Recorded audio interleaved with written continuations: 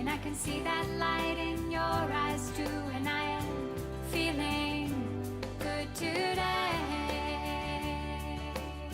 Most people only use 1/4 of their heart.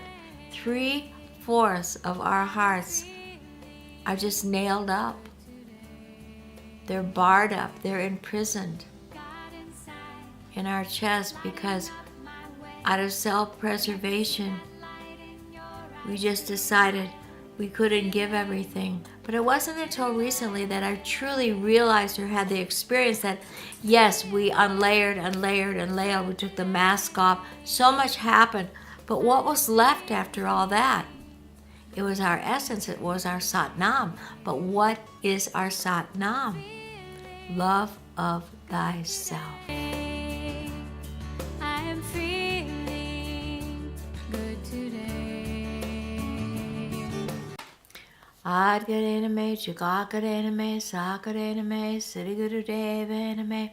Adgarename, Jagarename, Sakarename, Siddhi Guru Devaname. Adgarename, Jagarename, Sakarename, Siddhi Guru Devaname. Blessed New Year. This year 2019 is very auspicious because the numbers come together as number 3. Number 3 is a beautiful number because it gives us the insight of the third teacher or guru named Guru Amar. I've always loved him. I had a picture when I first started out in the Dharma like 50 years ago. And I said, who is this man? He looks so kind. He was older. He wasn't like some of the other gurus who were quite young. And then I was told the story that the teacher who came before him was Guru Angad. This was in the 1700s. And Guru Amar Das just wanted to serve. He understood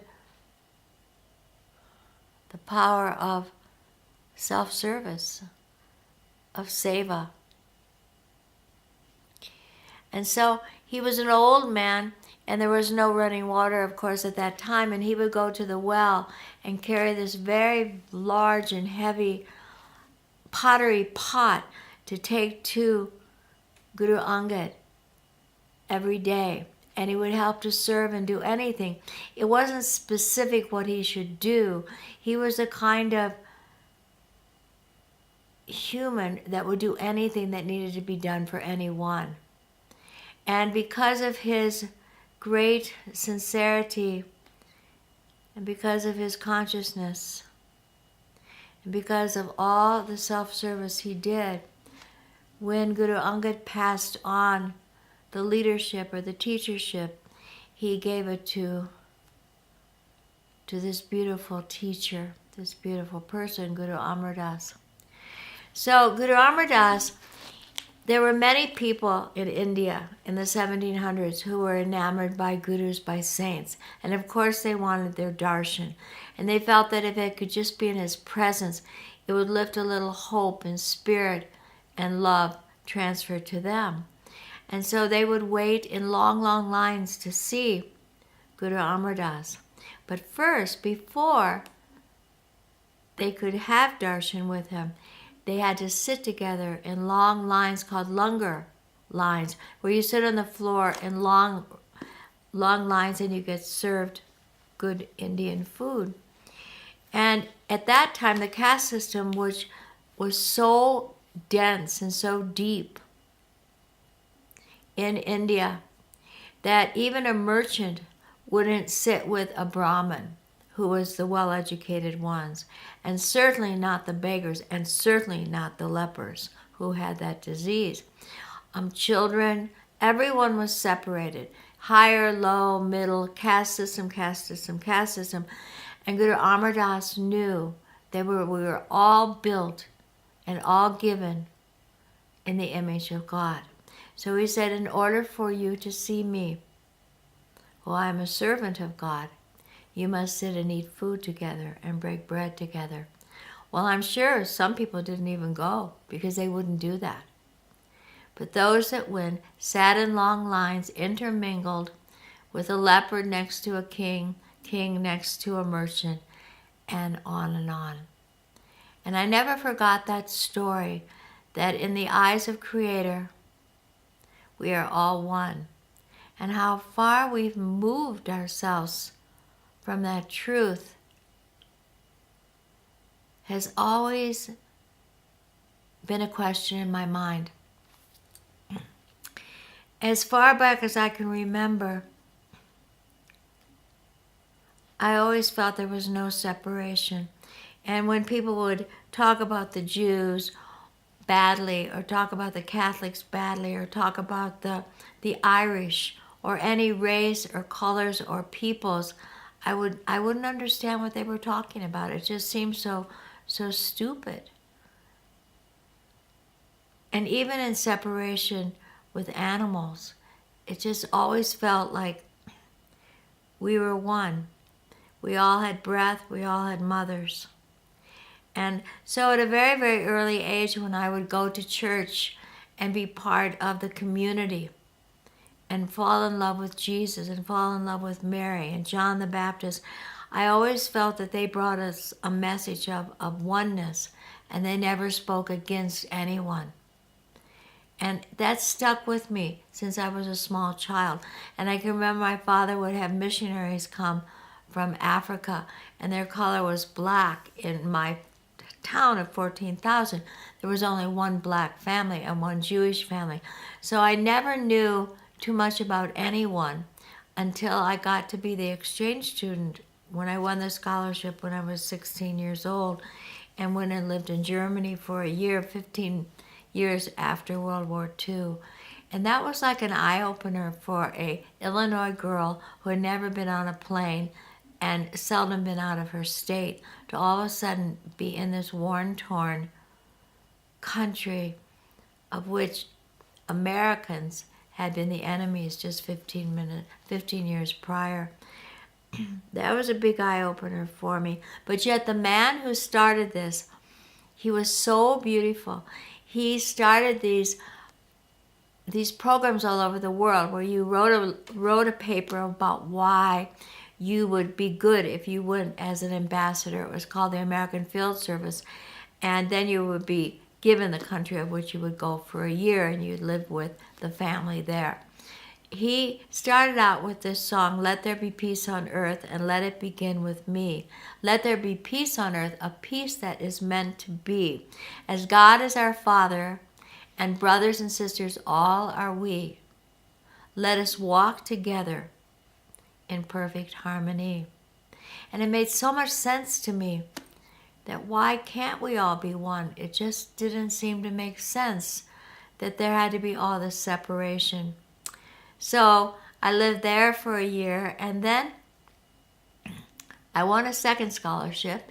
This isn't to be bragging or anything, but I wrote, because I think I was coming from my heart, why I should go to a worldwide peace conference in 1962 in Berlin, again by the American Field Service. So there were about 877 of us, all between 18 and 20 years old, that went to Berlin for this worldwide youth peace conference.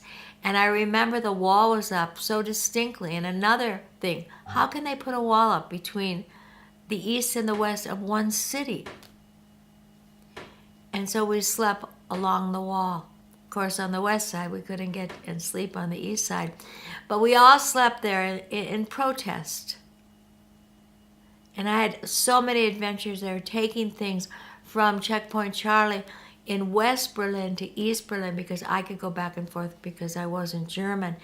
And how I would knock on people's doors and say, "Hey, this is from so-and-so, that he wanted me to give you this." And I'm sure if I'd been caught, it wouldn't have been too good, but I was innocent, so I never got caught. So then years went on, and I just started recognizing this separation that wasn't really natural. And of course, the war in Vietnam, and marching against it in San Francisco, and the day JFK got assassinated, I was running down the streets of Michigan Avenue in Chicago. I've been going to the Art Institute and School of Drama there. And I was crying, and it was like, how can cars keep moving? How can people keep moving? How can life go on? This man that was to bring the youth to recognition as peace on earth, goodwill to men, and now he's gone. And so life went on, and as I became a hippie, it was that same thing. Make love, not war. And it was always, how can the separation be? Years went on again until I joined this beautiful family, the Healthy, Happy, Holy family in 1970, 50 years ago, that had the like similarities of teaching Kundalini Yoga, giving folks a lifestyle that would bring them into this healthy, happy, holy, that would bring them ultimately into self-love. For without that, the opposite is self-loathing. When you have self-loathing or self-hate, self-preservation, Lorna Byrne, who writes so much about angels because she's lived with them for so many years, says in her estimation, most people only use 1/4 of their heart. 3/4 of our hearts are just nailed up. They're barred up. They're imprisoned in our chest because out of self-preservation, we just decided we couldn't give everything. As the saints and sages have before us. And so that's been our conditioning. Then when I started teaching Kundalini Yoga and watching incredible transformations, but not really knowing why, that it was the science and it was unlayering all their subconscious stuff, all of our karma. But it wasn't until recently that I truly realized or had the experience that, yes, we unlayered and layered and layered. We took the mask off. So much happened. But what was left after all that? It was our essence. It was our Sat Nam. But what is our Sat Nam? Love of thyself. You could only give as much love as what you've got, you see? It's like a well. When that well dries up, there's nothing you can give, but the well can be replenished. The heart, the amount of love you have has always been inside of you. Look at a small child. They're not barred up. Look at a little baby. They're totally open, 150% love. And as they go along, but then we get told to be careful, to play it safe. We were taught fear, to watch out, to lose your vulnerability that a baby, a child has. Protect yourself. Can't trust everyone. So as we go along, we lose that 100% heartbreak out. I declare this year is the year of melting of the heart. One of the best ways I know to melt this heart, and I'm saying it truly, or otherwise I wouldn't be teaching 50 years, is to become a teacher of Kundalini Yoga. You know, if you toyed with it, do it this year. Because it's got an intricate system that's ancient, that has been proven over and over and over again to open people's hearts, first to themselves and self-love. It's trying to get to the heart, wanting, knowing it's the truth, but having no way to unlock. Kundalini Yoga gives you a way. When I see people and I watch them and I say, you don't even look the same. Perhaps they've been taking teacher's training. You look like you've shed something, or you've lost weight, or hairdo different. But no, it's the beam from the inside of your love that's coming out now. You look younger. You look freer. You look more happy, of which you are. Traveling all over the world in these last years and years and years, from China to Russia to India, Mexico, all across Europe, and many more places, I watch the glow. I watch the glow within themselves, and then when you start teaching, it's just hard to put it into words. The glow gets bigger and bigger because you're lending your glow to the willingness of somebody else to melt their heart. And when you melt your heart, everyone feels it around you. You lend that light over and over again, walking through an airport, standing in a mall, traveling, staying at home, neighbors, to the outreach, and it goes on and on. Lorna Byrne, the angel love in my life, says, she's from Dublin, she says, if everyone even gave more, not a significant more, but the collectivism of more love, the whole world would change. I ask you this year to smile more, to hug more, to pick up the phone or a text and send it to someone that needs to hear some words. Even find a quote that has carried you and lend that to others. Really consider becoming a Kundalini Yoga teacher.